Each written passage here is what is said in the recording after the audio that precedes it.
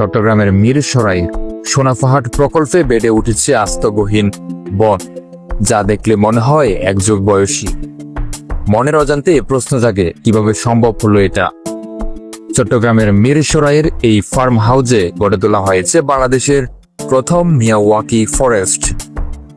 Miyawaki forest হলো কৃত্রিমভাবে তৈরি একটি ঘন ও বৈচিত্র্যময় বন। জাপানের উদ্ভিদবিদ ডক্টর আকিরা মিয়াওয়াকি 1970-এর দশকে মিয়াওয়াকি পদ্ধতিতে কৃত্রিম বন তৈরির এই উপায় উদ্ভাবন করে। এই পদ্ধতিতে কোনো স্থানে 20 থেকে 30 বছরের মধ্যে গভীর বন তৈরি করা সম্ভব।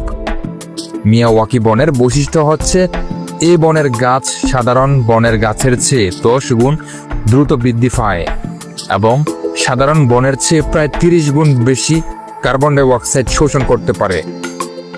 মিরসরাইয়ের জোরারগঞ্জ ইউনিয়নের সোনাপাহাড় এলাকার যে জায়গাটায় সম্পূর্ণ ব্যক্তি উদ্যোগে মিয়াওয়াকি ফরেস্ট তৈরি করা হয়েছে, সেখানে আগে ইট ভাটা ছিল। ইট ভাটার ধোঁয়া ও প্রতিনিয়ত পাহাড় কাটার দরুন জায়গাটার পরিবেশ বিপর্যস্ত হয়ে গিয়েছিল। সে কারণেই এই সোনাপাহাড় ফার্ম হাউস প্রকল্পে মিয়াওয়াকি ফরেস্ট তৈরির উদ্যোগ গ্রহণ করেন আমজাদ হোসেন সহ আরো বেশ কয়েকজন।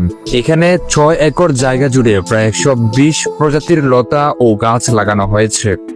দ্রুত বৃদ্ধির কারণে মাত্র 13 মাস বয়সী এই বনকে দূর থেকে দেখলে মনে হয় যেন এক যুগ বয়সী বন।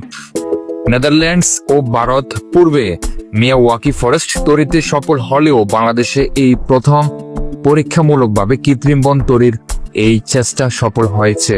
চারপাশে নানা রকম জানা অজানা গাছপালা, ফুলের সমাহার। এসবের মাঝে এখানে একটা শান্ত সুন্দর লেক আছে, যেটা চারপাশে আয়েশ করে বসে প্রকৃতি দর্শনের জন্য আছে নানা রকম আয়োজন।